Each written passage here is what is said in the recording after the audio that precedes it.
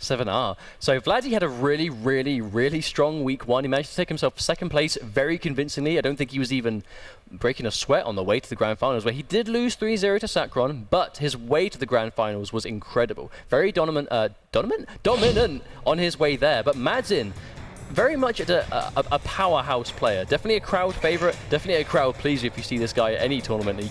This guy pops off. He is this guy, hype man. He is the German hype machine that is Madzin. He plays hype characters. He plays Kotal Khan. He likes War God. He likes Blood God. Blood God is probably his sort of crowd signature right now, I would say. But he plays Cyber Sub-Zero. He plays Sub-Zero across all variations. This guy has a backlog of characters. He plays Leatherface. I've seen him play Alien. He plays a lot of characters to cover all matchups. But Sub-Zero is his go-to boy. So do you think we're going to see him go to Sub-Zero today? I would definitely think so. I mean, just naturally in a matchup with A-list Johnny Cage, though Johnny Cage has a fantastic projectile, in a matchup where Johnny Cage naturally wants to be really aggressive, Grandmaster's going to do a good job kind of shutting that down, really. I mean, the clone in the neutral, the clone in the corner as well. I mean, it's just, in a matchup where Johnny Cage wants to get in and start applying those run cancel mix-ups that, again, we saw Vladee just nail time and time again because of the new netcode, just allowing these high execution characters to thrive more than they could before. We saw Vladee put that into use just immediately within week 1. Now, I think he's also, one of the things I want to add is that he's a very patient player. You normally don't see Johnny Cage players be patient. They're aggressive, they want to get in, they want to win. But Vladee, against many of his opponents, he would use his high execution to punish things and to take advantage of when the opponent was just impatient. And he would just sit there and block. You never see a Johnny Cage just sit there and block, but Vladee finds a way to do that. But if there's one thing that got him a lot of results, you know. But on the back of what you just said, if there's one thing Sub-Zero can't do, it's return a life lead. If he hasn't got the advantage in health, he's not got really any options at all to chip you out from full screen. So if you've got the life lead on Sub-Zero, then there's not a lot Sub-Zero can do to get that back without going into your range where he needs to get you blocking the forward threes, where he's going to start going for the dash cancels. And Johnny Cage has the force balls to get through clones. He has meteor burn kick to get through them. So I'm not sure what answers Cage has specifically for the clone in A-list, but I know that Sub-Zero doesn't have the greatest of options getting in on A-list either if he needs to. Because if you're against a patient A-list who's going to sit on a life lead and go, right, I've got more health than you, it's time for you to come to me, then Sub-Zero is going to struggle to do that.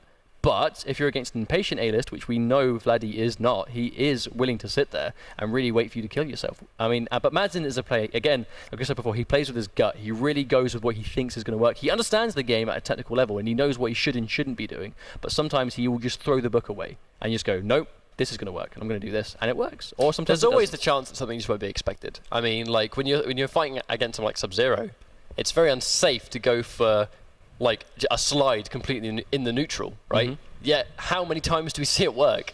How many times do we see these unorthodox decisions just work? You know, full screen Johnny Cage shadow kicks that just hit. Full screen Sub-Zero slides that just hit. Like, it's if you make a decision and go, right, I know now this option is going to work, and it works, that's it, bam, you just made a read. Well, it's almost like the fake out when, if you're thinking you're full screen, you're sitting against Sub-Zero, he has nothing aside from a slide at full screen to actually reach you, right? Just to even hit you to start things off. So you only have to block low from full screen. You will know that and not be blocking low, thinking he knows this is not going to work, so he's not going to do it. And then bam, the slide comes out. I would be very interested to see how this matchup goes, though, because I mean, I haven't actually seen Madzin fight a really strong Johnny Cage in a very long time. So we know that CIS has some good Grandmaster players out there. Shoutouts to Flet, who has a really strong Grandmaster as well. These guys are going to have the experience as well, so let's see what happens. And there's that whiff punish attempt. Now, I like that. That's one thing the CIS players do a tremendous amount of, is they like shimmying back ever so slightly and then doing an advancing normal immediately, trying to catch a low poke. He knew Madzin was going to go for the down 4, and he tries to go for the step back into 4-3 to punish, but he does miss it. But Madzin's going to get him exactly where he needs him. So Grandmaster has you cornered, but doesn't fuzzy it. Going to get massive damage from this. Ouch, just because he didn't block low in the neutral on that 1-2. And blocks the kick as well, manages to make the most of the frame advantage somewhat, but Vladee caught in the corner between a wall and a hard place. Madzin as well, going to keep him there. That's quite risky though, going for that, because I mean, the meteor burn shadow kick, although it would have gone through the clone, I mean, you can still neutral crouch it, I believe. So the fact that he's -4, yes, he's safe, but he still could have got whiff punished there completely by Madzin, who, when you're sitting behind a clone, it's even less risky to go for that neutral crouch in the corner, because you've got a clone right in front of you. Now, this is a dangerous situation to be in. I'm sure Vladee's telling himself, okay, right, so it's going to be quite hard for me to approach Sub-Zero. But as long as I stay out of the corner and don't lose a life lead, I'm fine. But as soon as that happens, you are struggling. And Madzin was actually saying earlier on, that's the sort of the main tech he's going to go to, is meteor burn clone. to get around the aggression. And he just saw Vladee ran straight into it, so Madzin correct on the predictions. But it's going to go under the clone, which is good for Vladee. Going to catch Madzin blocking right now, but Vladee going to build a huge amount of super meter for that at least. He's working his way, trying to put him straight into the corner. Gets the clone toss. There's that low clone toss, the buff that Sub-Zero did receiving Grandmaster. He can throw the clone slightly lower to the ground to not have as much of a hitbox issue. Nice anti-cross up down one there from Vladee. Oh, and there's a meter burn clone again. Vladee only just outside of a breaker. Even if he breaks it, he's going to be in the corner. Madzin's going to get the knockdown into a clone. Meter burn clone again. And oh no, but has a breaker. Not so bad for Vladee, but Madzin still won about 30% life away from taking the game. Wow, call that 15%. And that's game over. Game one. Nice going to go to Madzin. from Madzin. Oh my days, and a new brutality finish. Thank you, NetherRealm, for giving me a new finishing move. I'm going to punch my chest and his head just flies off. Like, I don't even know why that happens. It just does. Didn't even know. I mean, to be fair, if you are frozen solid and you get punched, something's probably going to fall off. So I can imagine that's going to cause some tremors through you. I really think that Madzin played that matchup perfectly right there. I mean, the meter burn clone just to go through those run cancels. No slides as well. 0 slides. Well, when you're Grandmaster and you're trying to deal with rush down pressure, why would you go for the slide when you can go for the clone?